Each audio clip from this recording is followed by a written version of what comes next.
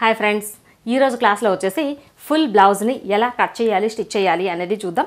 ఈరోజు మన క్లాస్లో వచ్చేసి 9 ఇయర్స్ బేబీకి ఫుల్ బ్లౌజ్ని కట్ చేద్దాం.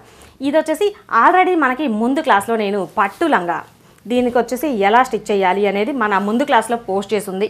ఒకవేళ మీకు ఈ పట్టు లంగా స్టిచ్చింగ్ కటింగ్ కావాలి అనుకున్నట్లయితే మన ముందు క్లాసులోకి వెళ్ళి ఒకసారి చెక్ చేయండి.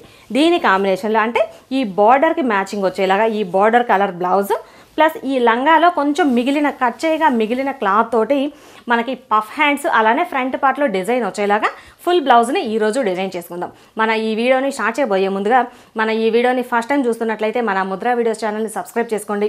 పక్కనే ఉన్న బెల్ బటన్ని జస్ట్ అలా క్లిక్ చేసినట్లయితే కొత్తగా ఎప్పుడు వీడియోస్ అప్లోడ్ చేసినా ముందుగా మీకు నోటిఫికేషన్ వస్తుంది. వీడియో నచ్చితే లైక్ చేయండి, అలానే షేర్ చేయండి. ఇప్పుడు మనం 9 ఇయర్స్ బేబీ గర్ల్కి ఫుల్ బ్లౌజ్ని ఎలా కట్ చేయాలి, స్టిచ్ చేయాలి అనేది చూసేద్దాం. లంగాకి బ్లౌజ్ని ఫుల్ బ్లౌజ్ ఎలా కట్ చేసుకోవాలి అనేది చూద్దాం. ఇది వచ్చేసి ఆల్రెడీ మన ముందు క్లాస్లో పోస్ట్ చేశాను. ఈ పట్టు లంగా సూపర్గా ఉంది కదా, చాలా బాగుంది కదా. ఒకవేళ దీని స్టిచ్చింగ్ చూడాలి అనుకుంటే మన ముందు వీడియోస్లోకి వెళ్ళి ఒకసారి చెక్ చేసుకోండి, ఓకేనా. ఇప్పుడు మనం ఈ లంగా మీదకి బ్లౌజ్ని ఎలా కట్ చేయాలి అనేది చూద్దాము. దీనికి బ్లౌజ్ని కట్ చేయడం కోసం ఇది వచ్చేసి మనకి 9 ఇయర్స్ బేబీకి. దీనికి ఈ బ్లౌజ్ కోసం వచ్చేసి పఫ్ హ్యాండ్స్ కోసం లంగాలో క్లాత్నే తీసుకున్నాను. హ్యాండ్స్కి అయితే ఫుల్గా ఈ క్లాత్ వాడేద్దాము. ఇకపోతే బ్లౌజ్కి వచ్చేసి బ్లౌజ్ పీస్ 1 మీటర్ క్లాత్, దీనికి హ్యాండ్స్ లైనింగ్ అలానే బ్లౌజ్ లైనింగ్ మొత్తానికి కలిపి 1.5 మీటర్ క్లాత్ని తీసుకున్నాను. మనకి ఏంటంటే ఈ లైనింగ్ కొంచెం పన్నా తక్కువ ఉంటుంది కదా, కాబట్టి 1.5 మీటర్ క్లాత్ని తీసుకున్నాను. ఇప్పుడు మనం కటింగ్ చూసేద్దాం. ఇప్పుడు మనం ఫుల్ బ్లౌజ్ని కట్ చేసుకుందాం. కట్ చేసుకోవడానికి ఫస్ట్ లైనింగ్ పీస్ని తీసుకుందాం. లైనింగ్ పీస్ పై వైపున మొత్తం పీసులన్నీ కట్ చేసుకున్న తర్వాత ఈ పీసుల్ని వేసేసుకొని ఒరిజినల్ పీస్లో తీసుకుంటే సరిపోతుంది. ఈ తీసుకున్న లైనింగ్లో ఒక చివరి నుండి మనం బాడీ పార్ట్ కోసం తీసుకోవాలి. ఇది వచ్చేసి ఈ లైనింగ్ పీస్ ఆల్రెడీ మనకి ఫోల్డింగ్ మీద వచ్చేసింది కదా, ఇదే ఫోల్డింగ్ మీద మనం పొడవుని కొలిచేసుకుందాం. ఇలా డబుల్ ఫోల్డింగ్ మీద ఉన్న తర్వాత మధ్యలో జాయింట్ వైపు మన వైపుకు ఉండేలా తీసుకోవాలి. ఇలా పెట్టుకున్న తర్వాత ఇప్పుడు మనం పొడవుల్ని కొలుచుకోవాలి. ఇప్పుడు నేను తీసుకున్న ఈ బాడీ మెజర్మెంట్స్లో బాడీ పార్ట్లో ఫుల్ బ్లౌజ్కి పొడవు వచ్చేసి 18 ఇంచులు. 18 ఇంచులు ప్లస్ చివరి వైపున ఫోల్డ్ చేసి కుట్టడానికి బెల్ట్ అలానే పై వైపున ఖర్చు కలిపి మొత్తం 2 ఇంచులు ఎక్స్ట్రా తీసుకోవాలి. 18 ప్లస్ 2 అంటే 20 ఇంచులు. 20 ఇంచుల దగ్గర ఒక మార్కింగ్ చేసేసుకోవాలి. ఇలా మార్కింగ్ చేసుకున్న తర్వాత ఇక్కడి నుండి ఇలా స్ట్రైట్గా డ్రా చేసేసుకోవాలి. ఇలా డ్రా చేసుకున్న తర్వాత ఇప్పుడు మనకి నెక్ లెంత్ వచ్చేసి 2.5 ఇంచులు, షోల్డర్ లెంత్ వచ్చేసి 3 ఇంచులు, ఆర్మ్ డౌన్ వచ్చేసి 5.5 ఇంచులు. ఇప్పుడు నేను తీసుకున్న ఈ సైజ్ ప్రకారంగా ఇప్పుడు నేను ఇవి పెట్టేస్తున్నాను.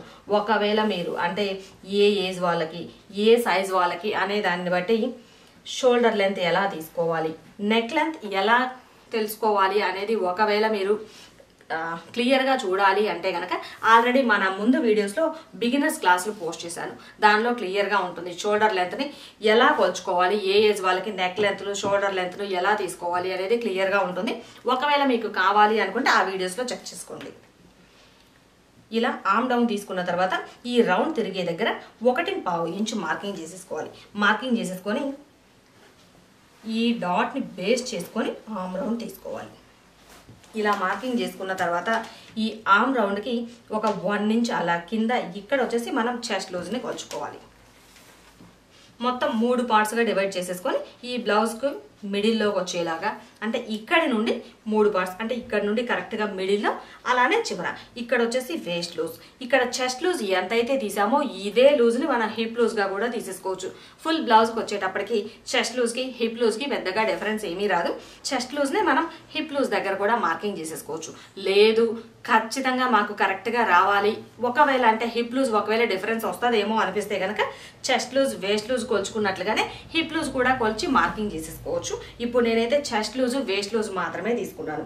చెస్ట్ లూజ్ వచ్చేసి 28 ఇంచులు. 28 ఇంచుల్లో 4వ భాగం 7 ఇంచులు. 7 ఇంచుల దగ్గర ఒక మార్కింగ్ పెట్టేసుకోవాలి. అలానే వేస్ట్ లూజ్ వచ్చేసి 23 ఇంచులు. 23 ఇంచుల్లో 4వ భాగం అంటే 5.5 ఇంచు. 5.5 ఇంచుల దగ్గర ఒక మార్కింగ్ పెట్టేసుకోవాలి. అలానే వేస్ట్ లూజ్ ఇక్కడ ఎంతైతే కొలత వచ్చిందో ఇదే కొలత పెట్టేద్దాం. ఈ చివరిని వచ్చేసి 7 ఇంచులు. ఇలా ఇంతవరకు మార్కింగ్ పెట్టుకున్న తర్వాత ఇప్పుడు మనం ఎక్స్ట్రా ఖర్చు కోసం 2 ఇంచుల్ని డ్రా చేసేసుకుందాం. ఫస్ట్ వచ్చేసి ఈ మార్కింగ్ని కలిపేసుకుందాం. ఈ మార్కింగ్ని కలిపేసుకున్న తర్వాత ఎక్స్ట్రా ఖర్చు కోసం 2 ఇంచులు పెట్టేసుకోవాలి.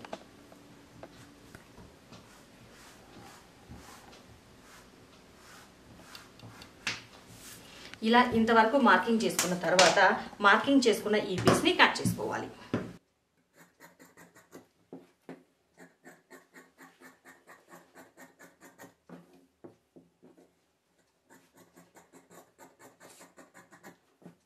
ఇలా కట్ చేసుకున్న తర్వాత నెక్ లెంత్కి షోల్డర్ లెంత్కి మధ్యలో చిన్న టక్స్ పెట్టేసుకున్న తర్వాత ఫ్రంట్ పార్ట్లో మనం మొత్తం డిజైన్ వేసేసుకోవడం కోసం మిడిల్లో కూడా కట్ చేసుకోవాలి. ఇలా కట్ చేసుకునే ముందు మనం ఫస్ట్ బ్యాక్ పార్ట్ని తీసేసి బ్యాక్ పార్ట్ పీస్ను తీసిన తర్వాత మరలా ఫ్రంట్ పార్ట్లో డిజైన్ కోసం ఈ లైనింగ్ పీస్లో కట్ చేసుకుందాం. బ్యాక్ పార్ట్ పీస్ని కట్ చేసుకోవడానికి ఈ ఓపెన్స్ ఉన్న వైపున మన వైపుకి ఈ లైనింగ్ పీస్ని తీసుకోవాలి. ఈ ఓపెన్స్ ఉన్న వైపున పెట్టేసి ఈ పీస్ మనకి ఎక్కడి వరకు ఈ క్లాత్ సరిపోతుంది అనేది ఒకసారి చెక్ చేసుకొని దానిని బట్టి ఎక్స్ట్రా అడ్జస్ట్ చేసేసుకోవచ్చు. ఇలా పెట్టేసుకొని ఈ చివరి నుండి 1 ఇంచ్ ఎక్స్ట్రా వదిలిపెట్టేసేయాలి. ఎక్స్ట్రా వదిలిన తర్వాత ఇప్పుడు ఈ పీస్ సేమ్ ఇదే సైజులో మార్కింగ్ చేసేసుకోవాలి. ఈ ఎక్స్ట్రా 1 ఇంచ్ వచ్చేసి మనకి హుక్స్లు కాజాల బెల్ట్ ఫోల్డ్ చేయడానికి వీలుగా ఉంటుంది. ఇక సపరేట్గా మళ్ళీ ఎక్స్ట్రా జాయింట్ చేసుకునే అవసరం లేకుండా ఈ ఎక్స్ట్రా వదిలిన 1 ఇంచ్ సరిపోతుంది.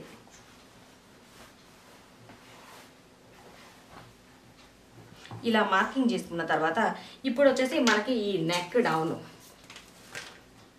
బ్యాక్ పార్ట్లో నెక్ డౌన్ వచ్చేసి 4.5 ఇంచులు తీస్తున్నాను. మన చాయిస్, మనం ఒకసారి చెక్ చేసుకొని ఈ నెక్ డౌన్ మనకి ఎంత కావాలి అనుకుంటే అంత పెట్టేసుకోవచ్చు. ఇప్పుడు నేనైతే 4.5 పెట్టేశాను. ఇలా మార్కింగ్ చేసుకున్న తర్వాత ఇప్పుడు మనకి కావాల్సిన నెక్ షేప్ రౌండ్ లేదంటే స్క్వేర్ ఎలా కావాలి అనుకుంటే అలా పెట్టేసుకోవచ్చు. ఇప్పుడు నేనైతే రౌండ్ షేప్ తీస్తున్నాను. ఇలా మార్కింగ్ చేసిన తర్వాత డ్రా చేసిన ఈ పీస్ని కట్ చేసుకోవాలి.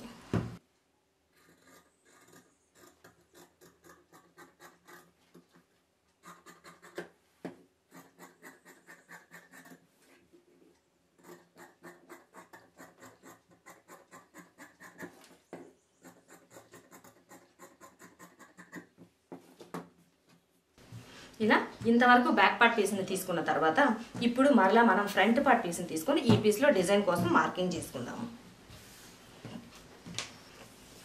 ఇప్పుడు మనం డిజైన్ కోసం వేద్దాం అనుకున్నాం కదా, ఈ డిజైన్ కోసం ఇప్పుడు ఫ్రంట్ నెక్ వచ్చేసి 5 ఇంచుల దగ్గర ఒక మార్కింగ్ పెట్టేస్తున్నాను. ఒక మార్కింగ్ పెట్టిన తర్వాత ఇక్కడ నెక్ షేప్ జస్ట్ ఇలా యూ వచ్చేలాగా, అంటే చాలా తక్కువ మాత్రమే ఇలా షేప్ వచ్చేలాగా మార్కింగ్ చేసేసి ఇక్కడ నుండి ఒక సుమారుగా 3.5 ఇంచులు ఇక్కడ వచ్చేసి ఆపోజిట్ వేరే కలర్ పీస్ వచ్చేస్తుంది. ఇక్కడ కూడా జస్ట్ ఇలా కొంచెం యూ షేప్ వచ్చేలా మార్కింగ్ పెట్టేసుకోవాలి ఇక్కడ నుండి ఈ చివరి వరకు. అలానే ఈ పై వైపున మనకి నెక్ లెంత్ ఉంది కదా టక్స్, ఈ టక్స్ దగ్గర నుండి జస్ట్ ఇలా కొంచెం యూ షేప్ వచ్చేలా మార్కింగ్ పెట్టేసుకోవాలి.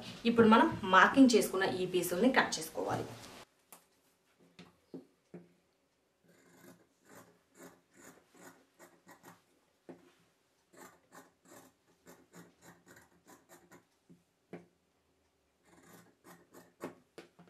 కట్ చేసుకున్న ఈ పీసుల్ని సపరేట్గా మళ్ళీ వేరే క్లాత్ మీద తీసుకుందాము.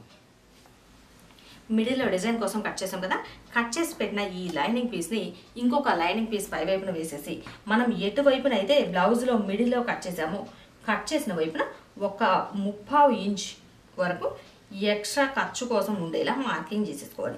ఇది వచ్చేసి మనకి స్టిచ్చింగ్ చేసేటప్పుడు బ్లౌజ్ పీస్లో తగ్గకుండా సరిపోతుంది ఈ పీస్.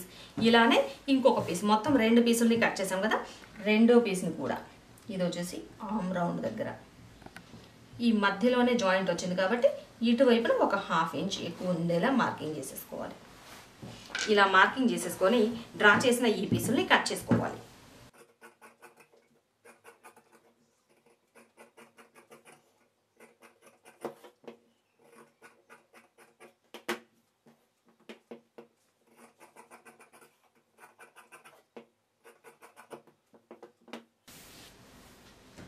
ఇప్పుడు మనం మిగిలిన ఈ లైనింగ్ పీస్లో నుండి పఫ్ హ్యాండ్స్ని తీసుకుందాం. పఫ్ హ్యాండ్స్ని తీసుకోవడానికి ఆల్రెడీ ఈ క్లాత్ డబుల్ ఫోల్డింగ్ మీద ఉంది.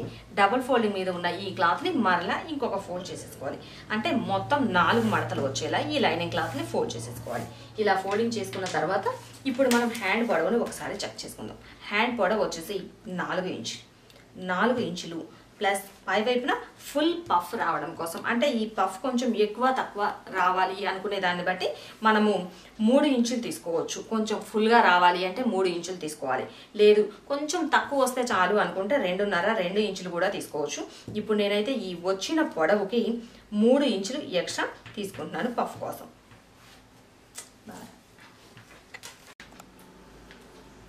ఇలా ఇంతవరకు మార్కింగ్ చేసుకున్న తర్వాత ఈ హ్యాండ్ పొడవులో నుండి సగాన్ని మనం హ్యాండ్ డౌన్ కోసం మార్కింగ్ చేసేసుకోవాలి. అంటే హ్యాండ్ పొడవు మొత్తం 4 ఇంచులు కదా, ఈ 4 ఇంచుల్లో నుండి 2 ఇంచుల దగ్గర హ్యాండ్ డౌన్ కోసం తీసుకోవాలి. ఇలా ఇంతవరకు మార్కింగ్ చేసిన తర్వాత ఇప్పుడు మనం హ్యాండ్ లూజ్ని ఒకసారి కొలుచుకుందాం. హ్యాండ్ లూజ్ వచ్చేసి 11 ఇంచులు. 11 ఇంచుల్లో సగం అంటే 5.5 ఇంచులు. 5.5 ఇంచులు మార్కింగ్ చేసుకున్న తర్వాత ఇక్కడ మనం ఈ పై వైపున లూజ్ కోసం ఎలా అయితే ఎక్స్ట్రా 3 ఇంచులు పెట్టుకున్నామో అదేవిధంగా ఈ చివరన కూడా ఎక్స్ట్రా లూజ్ కోసం 3 ఇంచులు పెట్టుకోవాలి. అంటే ఎక్స్ట్రా పఫ్ ఈ పై వైపున ఎలా అయితే పఫ్ వస్తుందో సేమ్ అదేవిధంగా ఇక్కడ కూడా ప్రిల్స్ రావడం కోసం ఎక్స్ట్రా 3 ఇంచులు తీసుకోవాలి. ఇలా 3 ఇంచులు తీసుకున్న తర్వాత ఇక్కడ ఎంతైతే వచ్చిందో లూజ్ 8.5 ఇంచులు వచ్చింది. మొత్తం 8.5 ఇంచులకి ఒక 1 ఇంచ్ ఎక్స్ట్రా కలుపుకొని ఇక్కడ ఈ కర్వ్ కోసం పెట్టాం కదా, ఇక్కడ మార్కింగ్ చేసేసుకోవాలంటే 8.5 ప్లస్ 1 9.5 ఇంచులు. ఈ 2 మార్కింగ్స్ని కలిపేసుకోవాలి. ఇలా కలుపుకున్న తర్వాత ఎక్స్ట్రా ఖర్చు కోసం 2 ఇంచులు డ్రా చేసేసుకోవాలి. ఇది వచ్చేసి మనకి ఎక్స్ట్రా ఖర్చు వచ్చేసింది. ఇలా ఇంతవరకు మార్కింగ్ పెట్టుకున్న తర్వాత ఇప్పుడు ఈ పై వైపు నుండి ఇక్కడ వరకు హ్యాండ్ డౌన్ తీసుకోవాలి. ఇది వచ్చేసి ఇక్కడ నుండి ఫస్ట్ ఇలా స్ట్రైట్గా తీసేసి ఒకేసారి పైకి వెళ్ళకుండా ఇక్కడ నుండి ఇలా బాగా డౌన్ చేసేసి ఇక్కడ నుండి జస్ట్ ఇలా ఈ మార్కింగ్ దగ్గరికి కలిపేసుకోవాలి. ఇలా పెట్టామంటే ఇక్కడ ఈ పార్ట్లో మనకి బాగా పఫ్ వచ్చేస్తుంది. ఇలా ఇంతవరకు మార్కింగ్ చేసేసుకున్న తర్వాత ఇప్పుడు మనం ఈ మార్కింగ్ చేసిన పీస్ని కట్ చేసుకుందాం.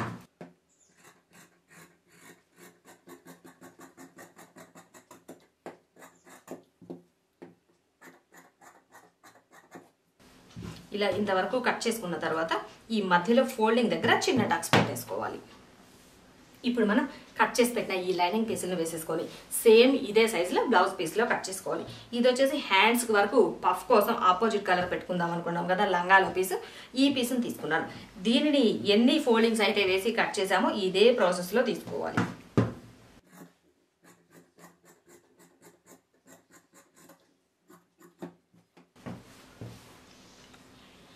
కట్ చేసి పెట్టుకున్న ఈ లైనింగ్ పీసులు వేసేసి బ్లౌజ్ పీస్లో సేమ్ ఇదే సైజులో కట్ చేసుకోవాలి. ఇది వచ్చేసి కట్ చేసుకునేటప్పుడు మనం ఒకసారి చెక్ చేసుకోవాలి.